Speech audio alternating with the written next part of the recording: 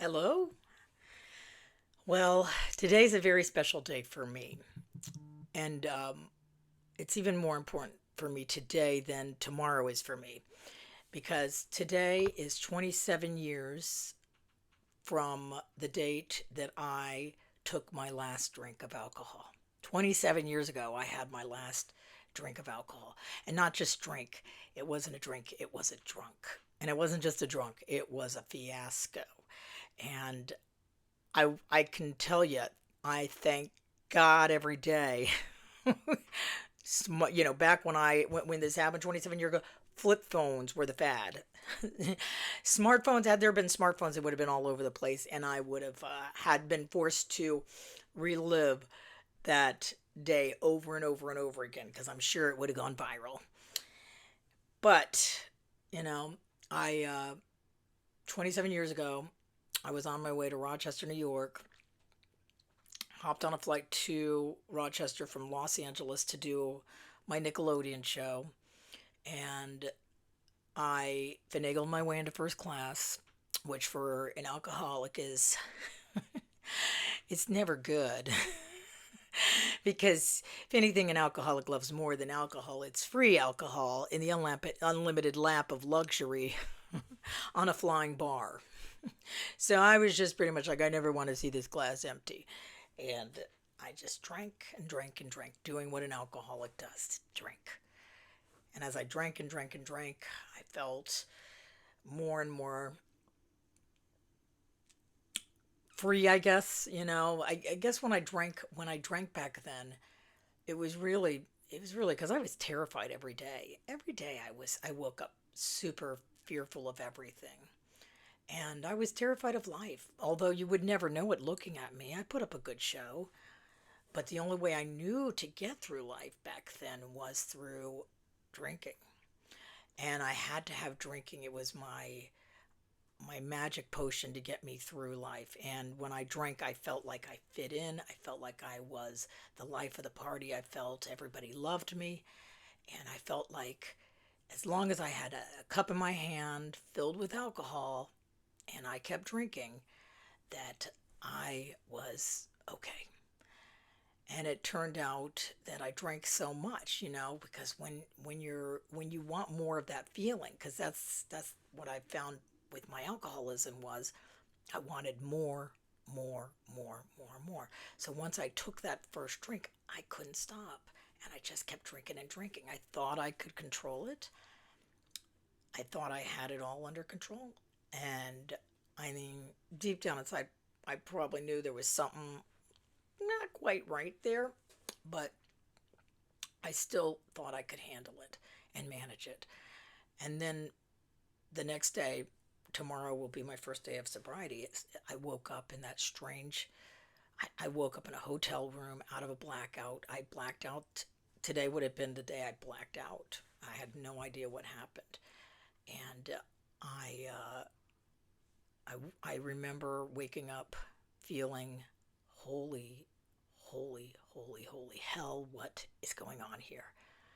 Because I had literally like the hangover to end all hangovers. And it really was, because this one was different than the others. I was emotionally, I felt physically sick because of all the alcohol I drank. So my body was not feeling well. But here, it felt literally like somebody had come in and ripped my soul out. I felt like I was walking on a tightrope without a wire, without a net to catch me if I were to fall. And it literally took my breath away. And I had never blacked out like that on a trip. And at the time, I was traveling regularly with Nickelodeon doing these shows, and it was my life and it was my love. And I had passion. I loved doing these shows. And I was so scared. I was so scared because I knew that if I were to keep living the life I was living, I couldn't do it. I couldn't, there's no way I could have alcohol in my life, because if I were to take that drink, I couldn't stop. At that point, I couldn't stop. I had lost all control. And I had to kind of face the fact that day. Literally, I had to face the fact. As I'm freaking doing Nickelodeon shows in the middle of Rochester, New York, I'm sitting there jumping around, throwing pies, dumping slime, making my jokes, doing my show, putting on the show of a lifetime because in here I'm thinking, how am I going to kill myself? I don't know how I'm going to live like this. What am I going to do now? And I sat down in the rental car. And between the show, I had the most gut-wrenching cry of my life.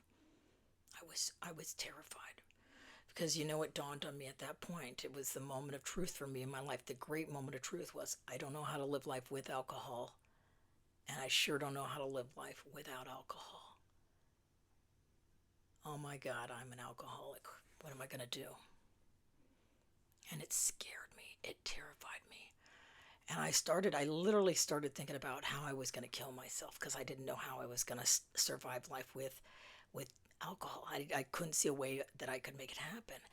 And thank God, as I'm like starting to think these thoughts, reality came in and just slapped me in the face and said, "What are you doing? What are you thinking? Are you serious? You can't. No, that's not the answer. You don't want to die. You want to live. You just don't know how to live without alcohol. But you can figure it out, and you will figure it out. You got to find these people who have figured it out before you. There's people who have paved the path for you, who've already figured out how to live a life without alcohol, not just any life, a great life. And you'll find these people, and you'll do what they tell you to do, and maybe, just maybe, you might have a chance at a decent life. And so that day, 27 years ago, August 3rd, 1997, I decided, okay, this is it. I'm going to